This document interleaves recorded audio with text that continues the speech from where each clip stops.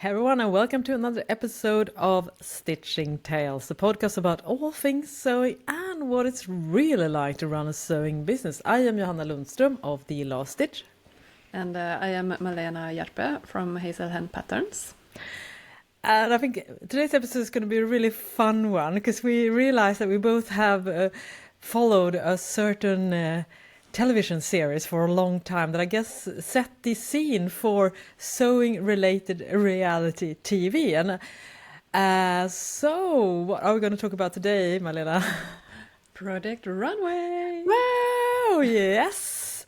And I'm pretty sure a lot of us, all listeners out there as well, has watched some iteration of this show, perhaps the original one that was from the US, and we also have those, which I haven't watched myself, but the British Sewing Bee and lots of local versions. Even here in Sweden, for a tiny moment, we had a version of Project Runway. I think it ran for like one season. I don't know. Maybe they ran out of content. The same thing, yeah. No, it wasn't. No, I guess one problem with Swedish people is that we are too well behaved. I mean, I don't know. We're such a we drama. No drama. We're too.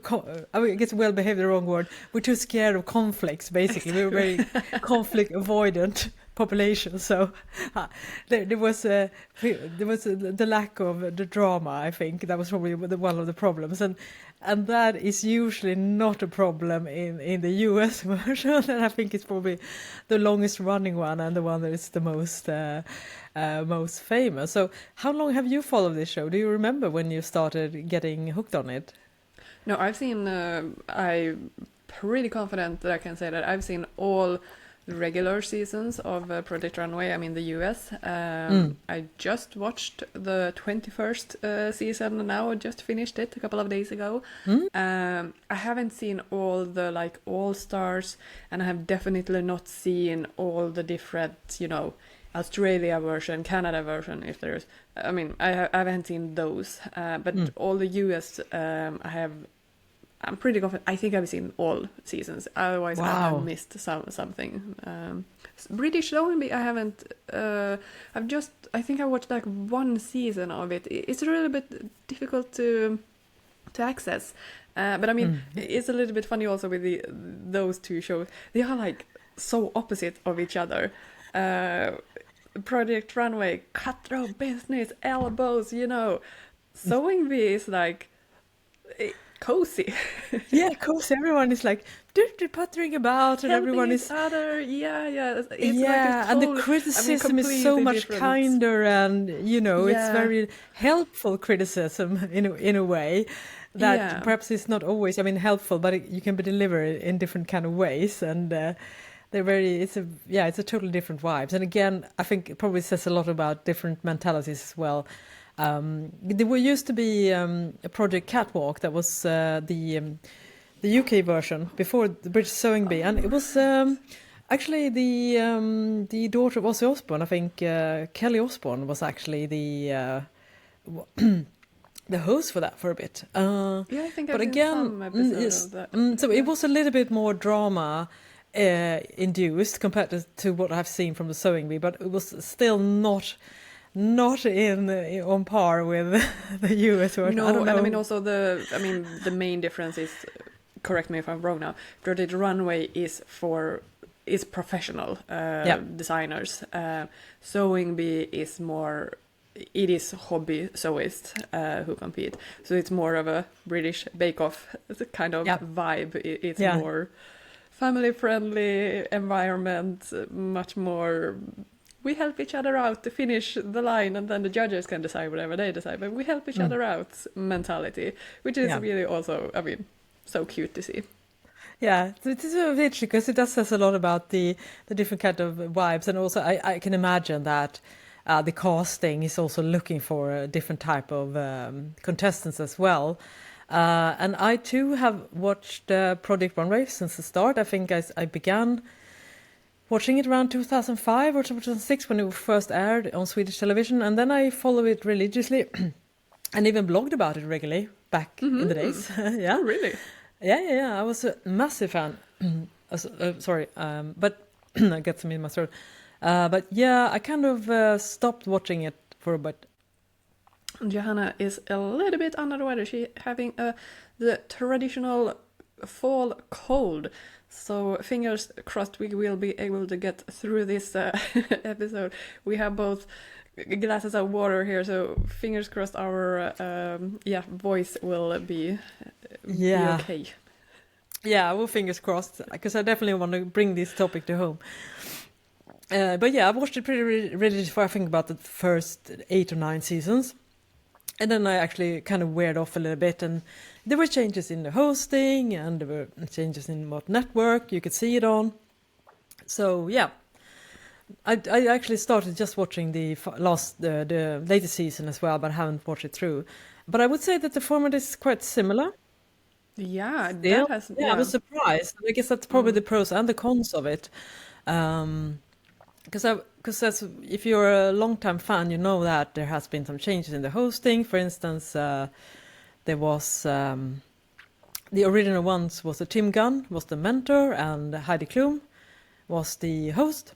And they, after a while, they kind of switched and decided to do another project instead. Yeah, they went on to Making the Cut, right? Or was it there are 2 other competitions that I've seen, Making the Cut and The Next Big Thing in Fashion, or was that, is it the same? Was that the tagline maybe? No, Next Big Thing in Fashion, I think that was on Netflix. Okay. Yeah, I think that was a separate one. But Making the Cut, but those were more for the established, like, they already had a business and wanted to elevate it, basically. Exactly, yeah. And because I did some research on that, and the story that Heidi and Tim said that they left was because they felt that the format has gotten a little bit stale. And I guess you could say that in a way, which can be good or bad. That I think that's why I kind of weared off a little bit, because I didn't feel like, it was just the same format over and over again. And sometimes they also repeat contestants as well, so you had seen them before. So I can understand why that happened. And also now Heidi Klum is back as the host. Yeah. And then we all want to know, where's Tim Gunn? Exactly. And then I researched this. There. Yes, I do, and it was such a sad tale. So the story is this, because Tim Gunn was actually open about this in an interview. I mean, he is also in his 70s now, of course, so he's been doing this for over 20 years. He used to be a teacher at Parsons, the school where the series is filmed. But he said that he got a text from Heidi, and she's like, I'm in talks now of returning to Project Runway, Are you also up for it? And he was like, yeah, sure. I mean, let's do it. And then he didn't hear anything, and then he texted or talked with Heidi again. And he was like, they haven't got any call back from the producer. And she's like, what? I've just signed the contract. And then I realized that they didn't want him back. Oh no. And that's the kind of thing you kind of need to communicate that also to Heidi Klum. I mean, obviously we have no idea what has been discussed behind the doors. But do you want to come back? But with this mentor, if it's not, I mean, obviously she wouldn't have reached out to Tim Gunn if she didn't think he was going to be included. Yeah, so it's so weird since she was the host, one would have expected that she was in conversation about which mentor she would co-host with. And then when he was like, he said he was absolutely devastated at first. He was super sad because he really wanted to do this with Heidi again. And then he was like, oh yeah, but I'm grateful for all the fun years and all the things. And obviously now there's a new one, which is a familiar face because the probably only successful. Yeah, Christian Siriano. Probably, honestly, of all the 21 seasons, honestly, probably the only one that has actually managed to make himself a career or themselves a career from being on Project Runway. Because as history has shown over and over again, I mean, fashion is such a cutthroat business to start with, and being on reality show apparently doesn't help at all. But Christian Serrano is obviously an amazing designer and technician. Yeah, and I mean, he's so fast, and he's a character. I mean, I do totally understand why they have him as a mentor. He is funny. Like, I mean, he is a whole character in himself. Yeah. So I think he is fun to watch. But and also I have zero idea of what is happening to any of the designers that has been in the show, but I also feel like I live under a rock when it comes to those kind of things. Like, just because I don't know, I'm clueless when it comes to those things. I have no idea what is happening. Yeah, and I guess it's a combination of two things. And because I read an interview with someone, former contestant, commenting on this phenomenon as well. That one thing with all this exposure, and Project Runway has certainly been a big hit, and especially in the first few years, they became like semi-celebrities. The winners, and they also get the opportunity to show on New York Fashion Week. But the explanation is basically, first of all, I mean, fashion overall is such a horrible business to go into, and everyone is going bankrupt left and right, and even the most well-known famous designers are struggling financially. So just because you were on a reality TV doesn't mean that you will have the shops or to succeed. And secondly, also that in the fashion business, it's actually frowned upon a bit to be a contestant. So that also means that, sorry, I have to cough again. Keep on talking, Malena. Yeah, I mean, I can imagine it is a little bit frowned upon. I mean, it's a reality TV. I mean, in itself doesn't have maybe the nicest reputation. And also, I mean, it kind of show a lot of drama, a lot of behind the scene, like not so nice viewed. But I think also Project Runway in itself, also they use more one-person show kind of people or companies that they are showing to customers. For example, they are showing themselves. It's not a fashion house. In Making the Cut, I think that's more established brands that were trying to elevate to the next level, or what's next in fashion. I'm mixing them up now. But those were more like they already had a business, they had a store, they had like, it was bigger. So it's also a little bit in the nature of what kind of contestants they choose for Project Runway. I mean, they are not big designers in its, like from the beginning. Maybe more, one person show. And also, I mean, some focus more on bridal wear. And I mean, obviously it's not going to be a huge wide name, household name, then unless you're Vera Wang or something. So they are maybe more niched into those categories, I would say.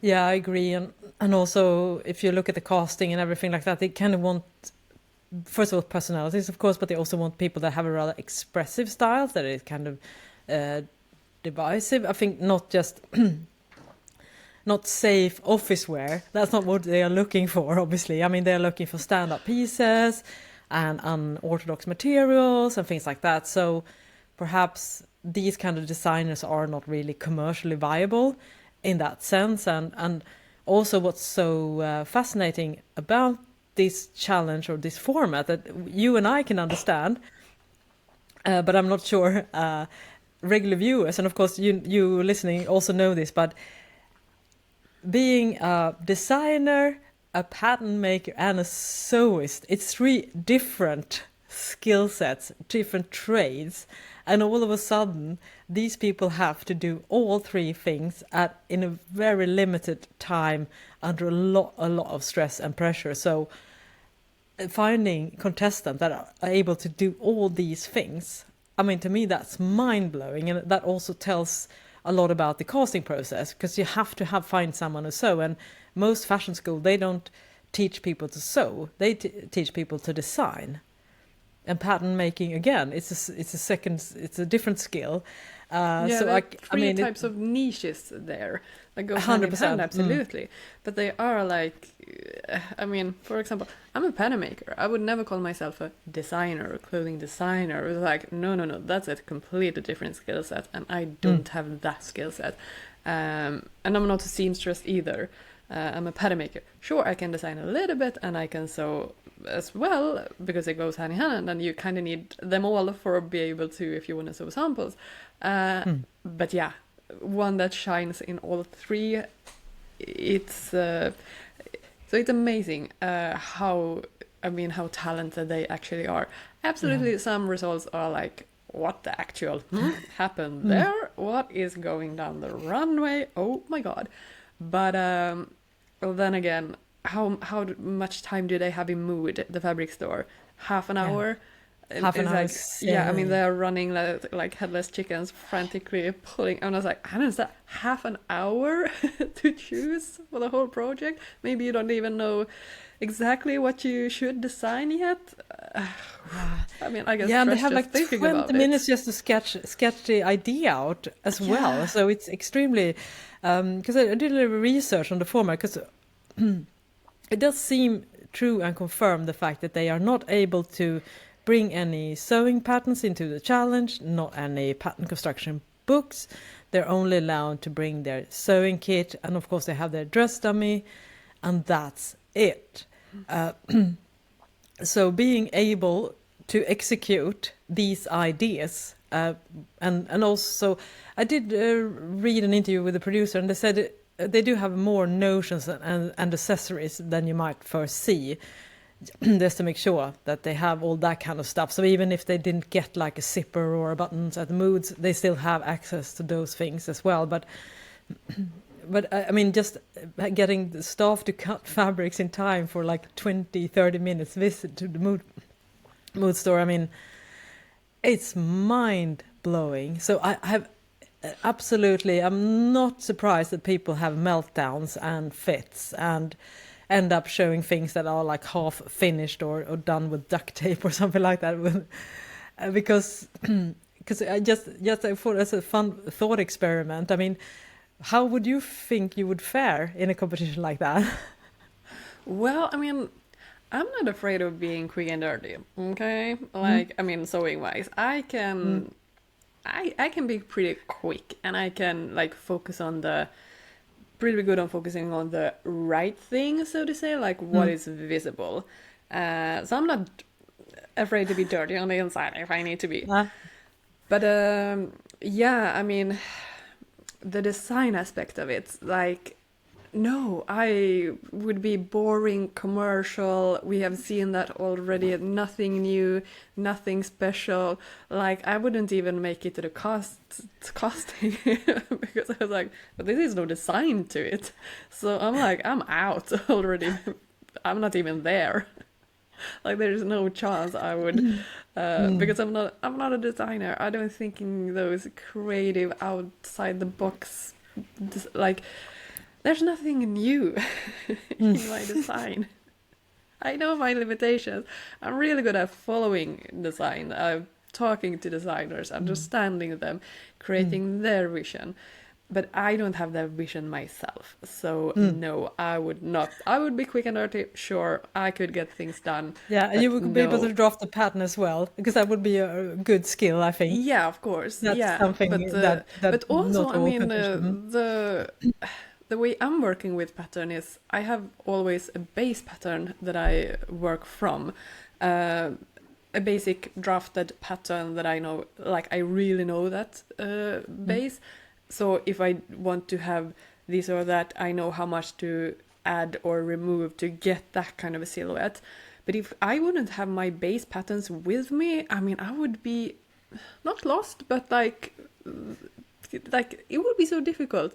And I mean, from pattern making, like there are two routes, methods, way of working. Is like you do as I explained, like you have the pattern that you start working from, or you can drape on a dummy, and that's I think what we see a lot in Project Runway, that they drape it directly on the dummy, and then of course it's so crucial that the dummy is kind of the same size as your model, because if you drape something beautiful on the dummy but your model is a different size, I mean, then it's the wrong size. But this is draping is such a fun way. I do also love draping, but you don't do it in that sense like when you're making commercial pattern for mass production, fast fashion. Like you can drape to get an idea with the designer, but not as a pattern making working method.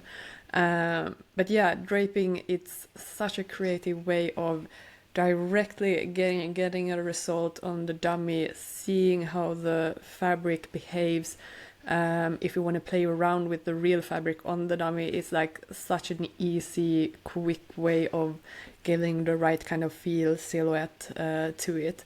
Then if you want to make a real pattern from that, I mean, you can do that as well. And here in Project Runway, I mean, they don't need to make the finalized pattern. They could just, I mean, even cut directly on the dummy, cut out the fabric, or have first like a muslin that they drape and then cut it out to get a pattern piece and then transform it to the real fabric.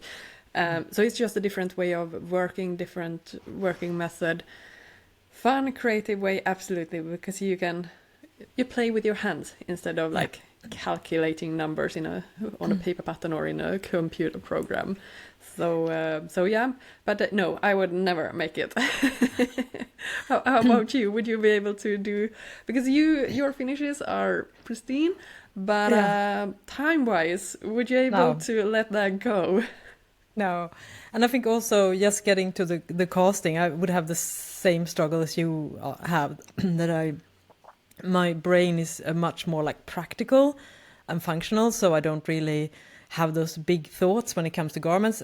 That said, I think both you and I, it's easy to say because that's not what we specialize in, but I think if we were put into a context where we had to figure things out and seeing other people work that has that kind of like more expanded thinking. I think, for instance, with draping, I think that both you and I have more creativity inside of us than we actually think. It's just that we need to get in the right settings. But obviously, one has to show these kind of samples for the casting as well to feel like to be that person.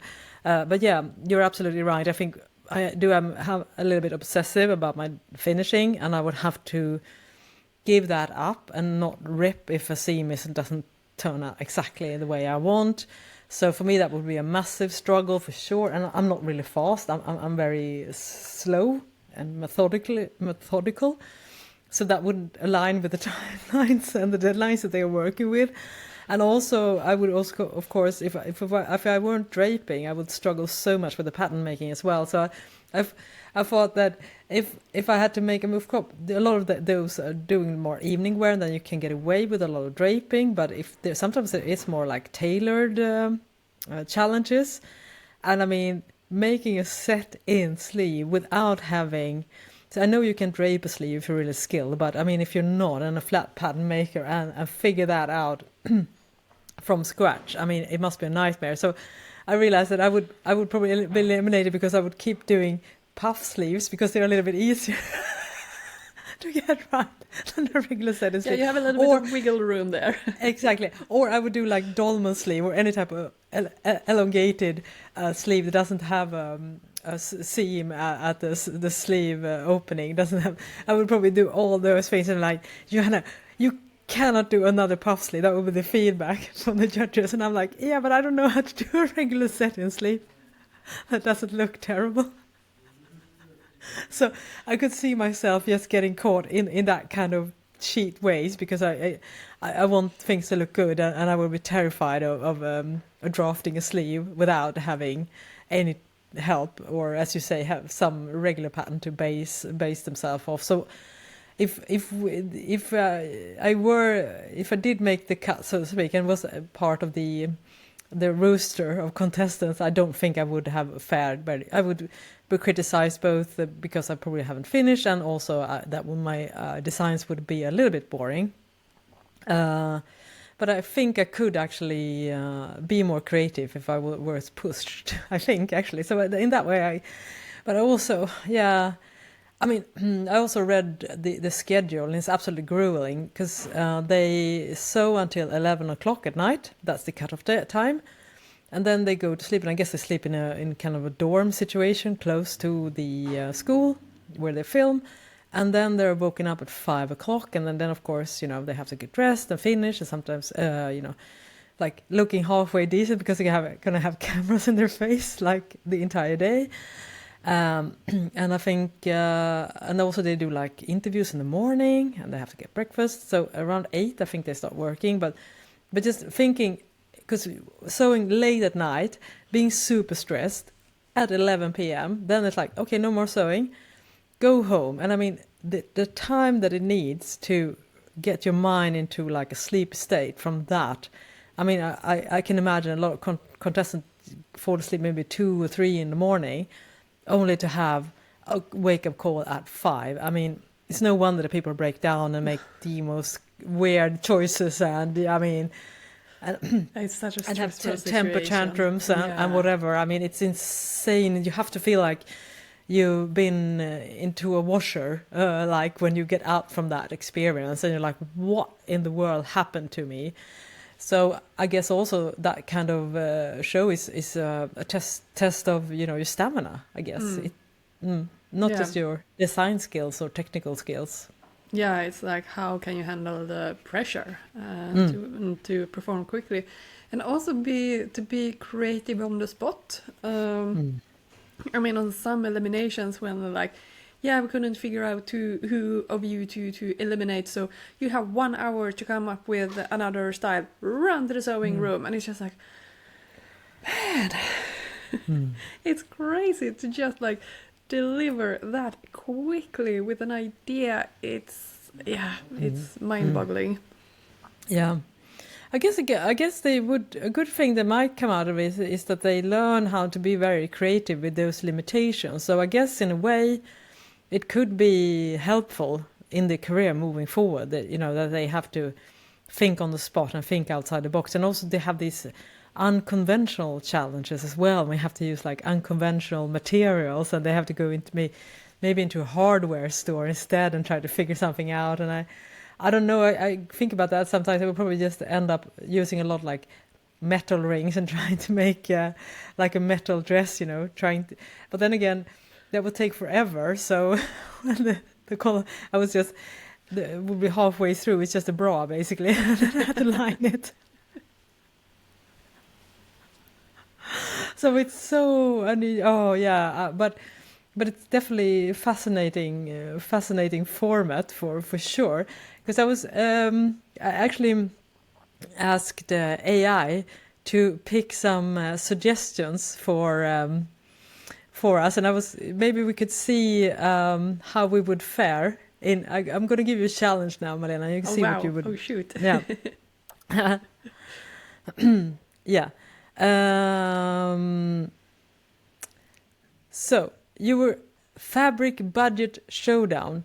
You were only given $20 to shop at Mood Fabrics. Do you splurge on silk and risk not having enough, or play it safe with muslin and cotton? I mean, definitely not silk. Also, I mean, side note, how expensive aren't those fabric? I mean, sometimes when they do the avant-garde, they have like many thousands in budget, and it's like, that's a lot of money. And how expensive are those fabrics? It is crazy expensive. But I mean, also fine qualities. So, but yeah, no, I would definitely go the cheaper types of fabric and choose something with cotton. I mean, silk, you get 1 meter, 1 yard for $20. No, I mean, the $20, that's AI. I don't think AI understands how expensive fabric is, because I would say that a budget challenge would probably be like $100. I mean, if you think about it, especially when you need more than like a yard of fabric, which you definitely will need for a lot of those styles, especially if you're draping and stuff. You're going to need lots of yards just to finish one garment, especially if it's a dress or something like that.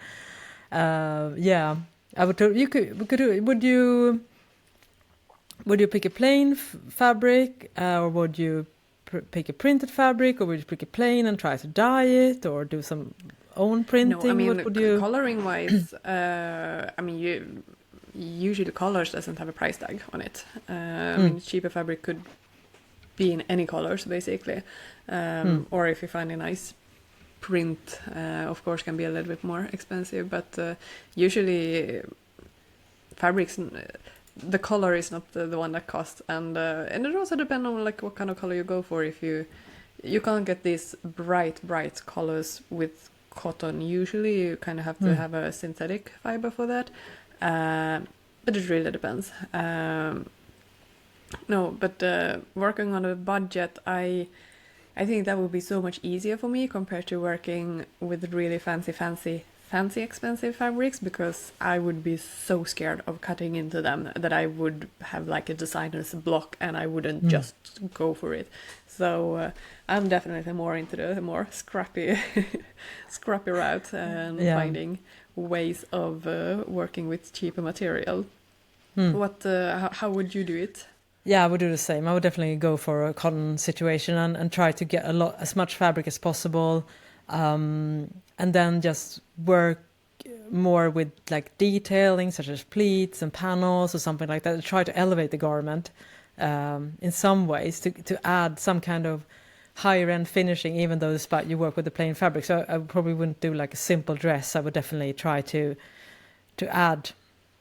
I would probably work with pleats or something. I don't know. I mean, drape something. I guess cotton would be difficult to drape, but you could definitely work with pleats and stitching and try to maybe something slightly deconstructed. I mean, just to add a little bit of interest to the fact that you use a really plain fabric, because it's easier to get like a wow feeling if you use a fine silk, of course, but you have to do it well as well.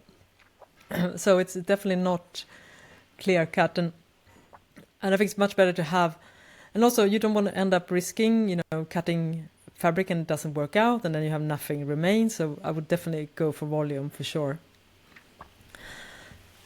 I'm just gonna cough again, sorry. Malena, keep on talking.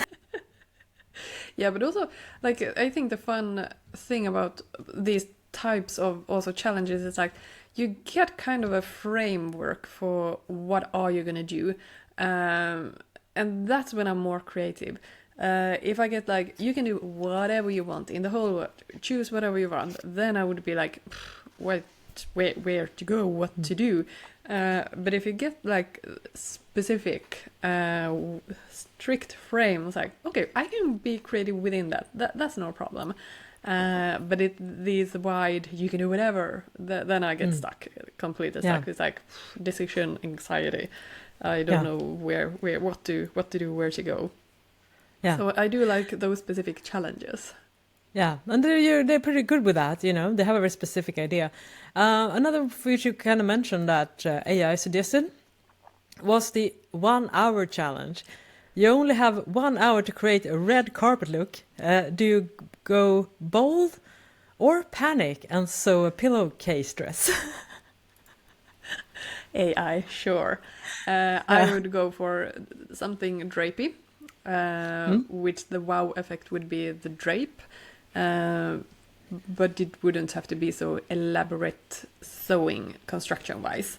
So you can get a still nice effect with the drape, but not so many zippers and closures and those kind of things. You're not going to need then. What would you do?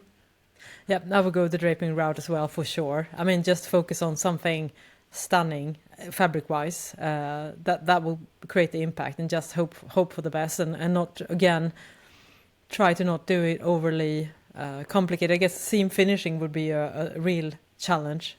For instance, I would definitely think of something that doesn't really require hemming, I guess. Yeah, raw edges all the way. Because just hemming a dress, for instance, a red carpet look, I mean, that would take more than an hour. So I would probably just present an idea rather than a finished garment, and hopefully that will be enough to take me to next week. But yeah, no one. I know Christian Serrano, the current mentor, he was able to do something amazing and very quickly, but most people don't have that skill, so I think you have to know so fast. Yeah, crazy. And he was so young when he was there. I think he was like 19 or 20 when he was a contestant on the show. Yeah, let me see here. AI, I guess, as we say, AI maybe don't know all too much about sewing, but we'll see here. Judge Drama imagine what Heidi Klum or I don't, is Nina Garcia still on? Yeah. No, I don't think she was a guest judge during this season. She came on like just a few episodes, or if just one, I don't remember. But I don't remember. It was so long time since I saw the previous seasons. There's a bit of gap. So, but no, I think she just pops in basically. So you have to think about someone else there. But of course, the AI is not keeping tabs here on what's the. But anyways, imagine. What's the other fixed judge now? That is the one that is every episode, because you usually have one, right? That is every episode. What is his Law name? Roach? Is it Law Roach, the famous stylist? Roach. Okay, yes, he's styling Zendaya, and yeah, okay. Anyways, judge drama. Imagine what Heidi Klum or Law Roach would say about your creations. Would you be called too safe, or would be the look is editorial but unwearable? So what do you think your kind of feedback would be from the judges? I think they would say it would be a snooze fest, it would be boring, it would be like there's nothing to judge here, there's no design to it. It's like, yeah, I know, but it's so nicely so yeah, I don't have any high hopes. It's just a pretty dress. That would be actually we've seen nice. it before, yeah. Oh yeah, at least it's pretty. Commercial, yeah. And that is not seen as a compliment in that space. No, definitely not. Oh. Do you think you will be able to handle critique well? No, I mean yes and no. I guess like that, because I think I've developed a certain thick skin. First of all, I was a journalist for many years and have to get both internal, external feedback and points of views, and also of course I've been a prolific person in the sewing space. Of course, I got my fair share of criticism in that sense as well. So I would say that I can tell the constructive critics, and I can take that pretty well, I would say. But I think the problem for me will be that if I'm worn down, which I would obviously be because I'm sleep deprived, because I definitely need more than 3 hours sleep every night to function, I would definitely be very prone to probably breaking down just from sheer exhaustion. So they could probably say something that wasn't too harsh, and I would start to cry. Yes, because I'm at such a vulnerable state. So yeah, I would try to, in my head, try not to be defensive, because I think the mistake that a lot of people are doing is that they are trying to say, trying to tell the judges that they are wrong, right? Yeah, I mean, being defensive towards the judges are never a good idea. No, never. They would react to that. Totally. So I would definitely, if I had those impulses, I think I would be able to keep them in check. But I would also, if someone was completely like tearing my design apart and telling it's rubbish, I would probably start to cry. I would definitely start to cry. Yeah, especially if you combine that with sleep deprivation and just the anxiety of everything that goes around you, and the cameras and the people sitting in front of you. So that's probably, I would not say that I would handle it. I will handle it decently, but I would probably break down. So how would you think about it? I mean, I do think I would take it pretty well, I think. But also, like, I don't think I would be that blindsided. If it was like, if I know something is a little bit off, like, you kind of know it from the beginning as well. I think that's the case for most designers when they are like becomes defensive, is like when they are completely blindsided that they did not expect to be in the bottom, when they thought they were gonna win, and then everyone is hating design. That's usually when those strong reactions appear, and also, I mean, I totally understand. Like, it's not personal, but you do, I mean, put everything of you into that garment. It is like, it becomes personal because it is personal to them. So I really can understand like that kind of reaction then to critique. But I think a little bit as we as well, like, I mean, this Nordic Swedish scared of drama, conflict, confrontation. I mean, we are pretty like good to just nod along and doesn't have these explosive reactions. No. Like we are more. Is a running joke here that, you know, you have these passive-aggressive notes instead of being confrontational with the person that you actually want to say something about. Then you put on a passive-aggressive, do the dishes after you in the co-working space or whatever. So I think we all are like pretty in check with our emotions in that sense. Yeah, probably. And that would probably also make bad TV, because you definitely want those meltdowns. So at least I probably could serve some good tears at least. But I agree with you.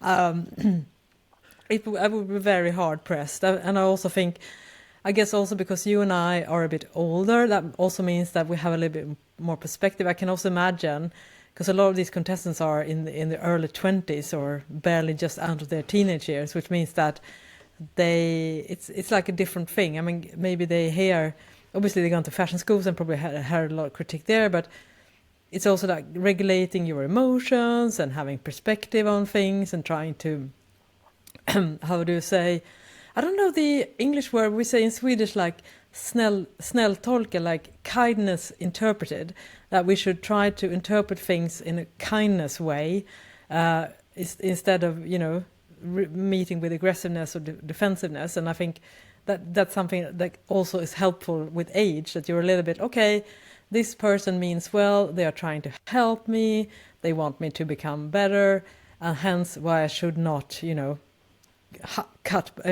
hammer back with a lot of aggressiveness. And so I can also see why it's a level of it's a maturity thing as well for a lot of people. Yeah, absolutely. And also that they are not critiquing you as a person. It is the garment that they are critiquing. So it's I think that's also a little bit easier to separate when you are a little bit older, but maybe not always, because it does also, like, they are critiquing your sense of style, and that's a little bit personal, of course. It is, and and even if I would probably be prepared that someone would say that my designs were boring and safe, it also would kind of hurt a little bit too. Like, you kind of want to feel like you're special in a way. Yeah, of course. I mean, you wouldn't be happy to hear it, but I wouldn't be shocked if I got that feedback. It was like, kind of understand. Yeah, neither would I. I would try to go into that, and I would just hope, as I said, I would hope that this format would kind of unleash some crazy skill set that I didn't know I had, because I have never been pushed that way. So that's what I would hope, that I was riding on, the fact that I would go all out and be a little more adventurous than I would ever do in my normal, like, design and sewing life.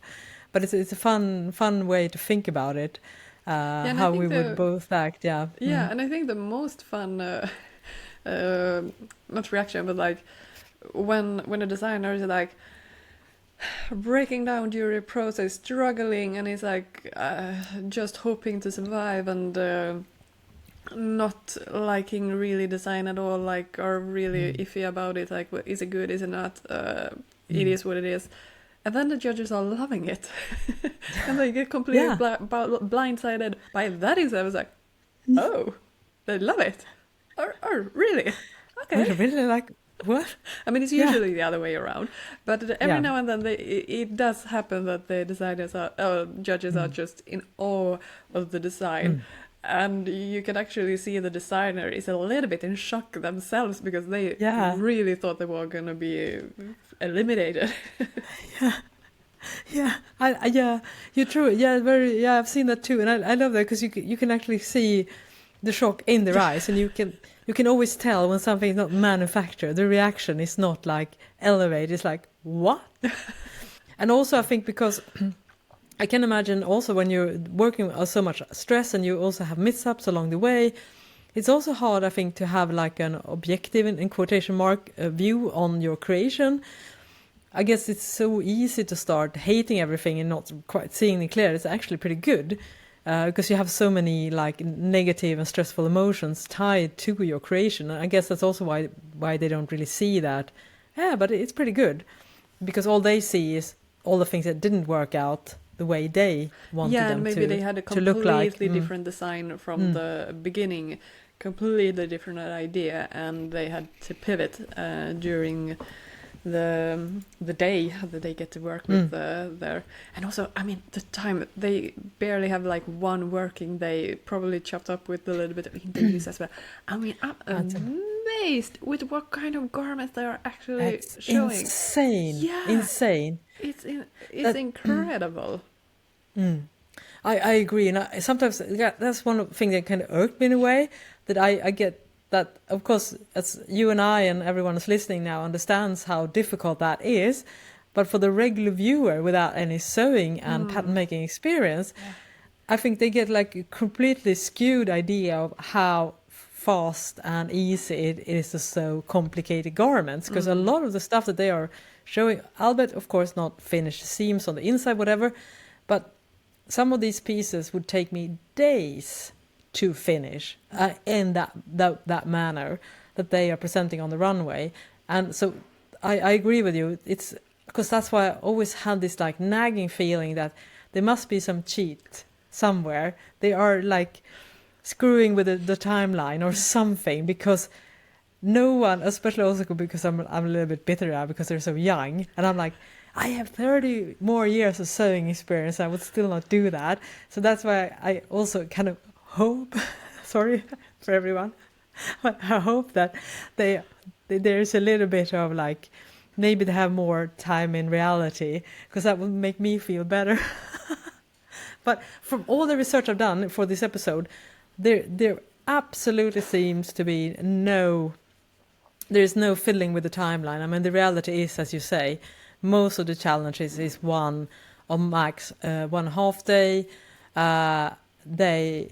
They always have lunch breaks, and of course they also have sometimes they have to do filming, and also they have to take breaks to clean up the studio and just make it more like filmable. And then they also can't work so effectively. They don't sometimes even have full days due to the filming schedule.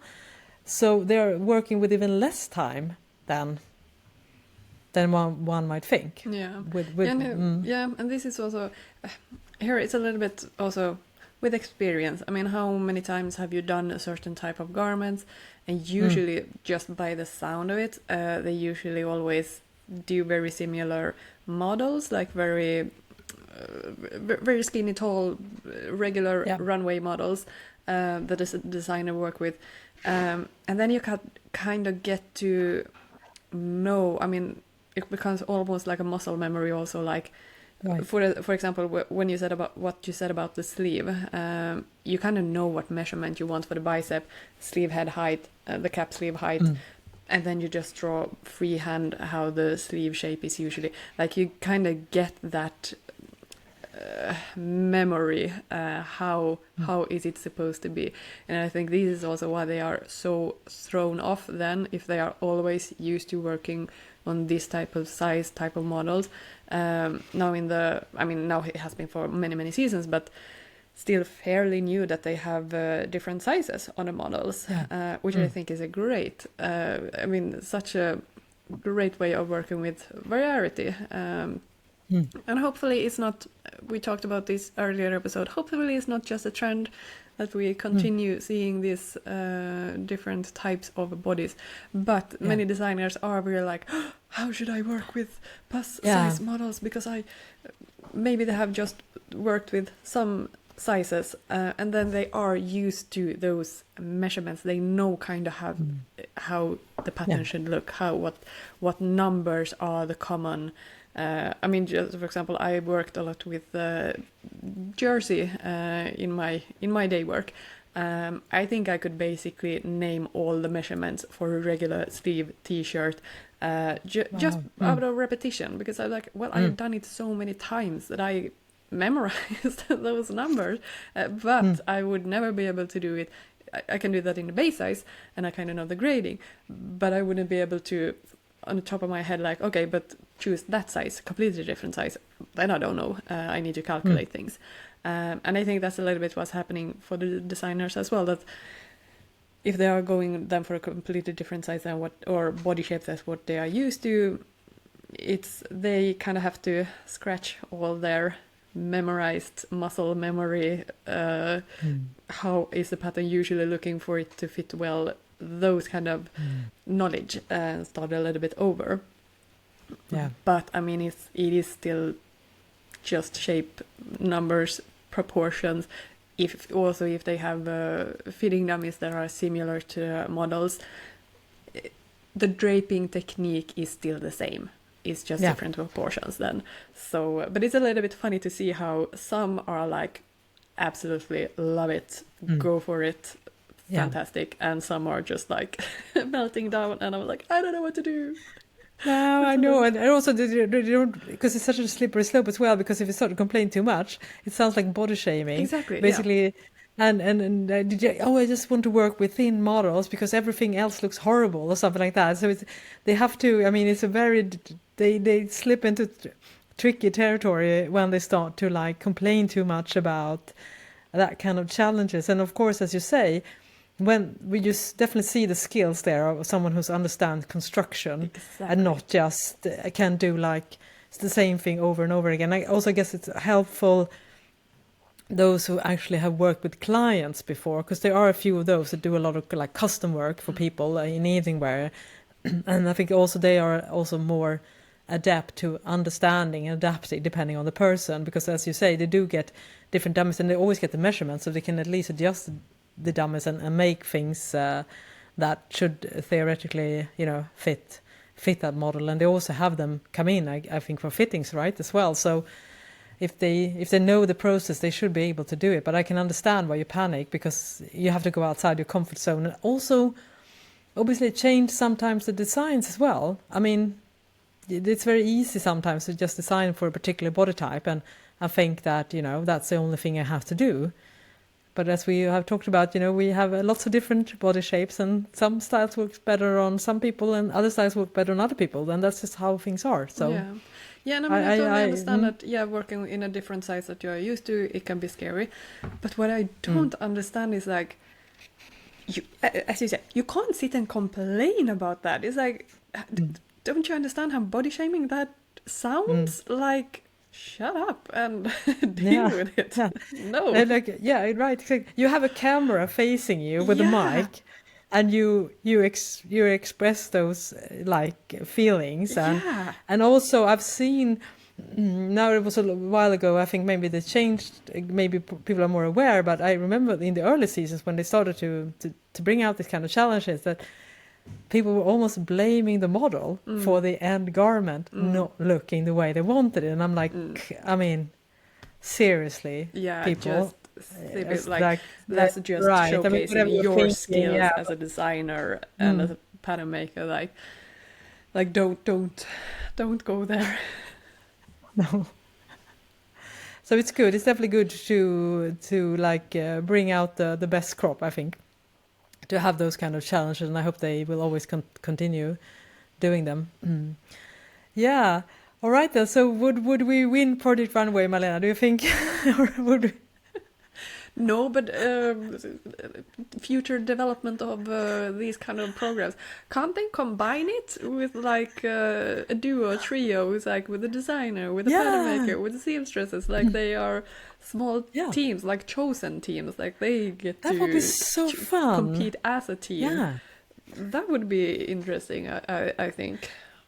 You have a great idea, because usually when they do team challenge in Project Runway, it's usually because they want to have like really bad vibes in the team. It's not really teamwork that is. It's just creating drama, some designers is also so funny. They're like can't imagine working together with somebody, but within the fashion industry, I mean, it is so much teamwork, and it's like it can be so positive. Like it's necessary, unless you want to be that one person, one show sews everything on your own. Like, you have to collaborate with other people. It's a skill set as well. So it's but I understand in a competition that you want to showcase your design. You don't want to compromise with somebody else. So of course I understand that. I can understand, especially I think with fabric choices, because as I started watching the latest season, the first episode, and I think the group leader made some questionable fabric choices, and they're like, I can't stand, that's the problem. I mean, you have to then stand on stage and defending design or a fabric choice that you would never, ever, ever do if you were ending up in the elimination situation. So I can totally get it, but I agree with you. It's crucial, and that's a skill you have to learn, and it would be fun. We need to. I mean, you and I, we need to find some like super intense creative designer, and then they could design. We could all help each other, of course, because we have different skills, and then I could do like the heavy lifting on the sewing side, and it would be kind of fun, and then we could just help each other out. And if we could actually win this. You're right. I just need to change the format. I mean, exactly. The only problem, it's not us. It's the format. Exactly. And we need a designer as well. So then we are set. And a designer, give us a call, and then we're gonna let's make this happen. Like, boring, very successful teamwork. Like, that's not the kind of TV I signed up for. Yeah, but it would. And if anyone has any other tips for programs or series like this, give us some suggestions, because I love these kind of shows. So I do want to watch them more, and I'm thinking of British Sewing Bee. I need to dig into how I can access that as well. Because it is such a lovely show, that as well. Not as drama as Project Runway, but still it is. It's a feel-good show. It's a bummer that it isn't as easy to access in Sweden, I think, because it seems such a big culture still in the UK, and it's made several comebacks. So I would love to see something similar like that. And I should also. Actually, it's not on now, but maybe you can find it on the streaming services.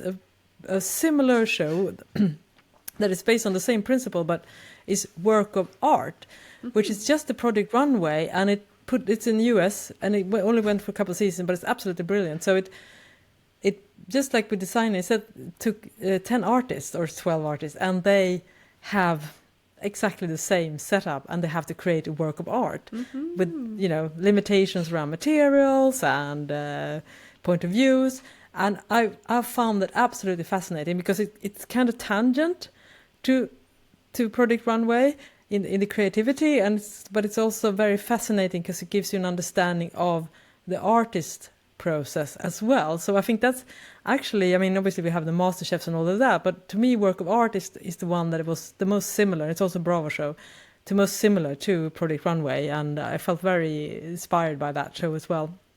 So I would love to have more like creative, reality shows in that way. Yeah, hopefully, fingers crossed, it's gonna have a upswing, be like a how do you say, polar opposite of AI created things. Like let's celebrate the craftsmanship, the actual man woman is creating something physical with their hands, not just AI is creating whatever. It's like you do it, you do that craft.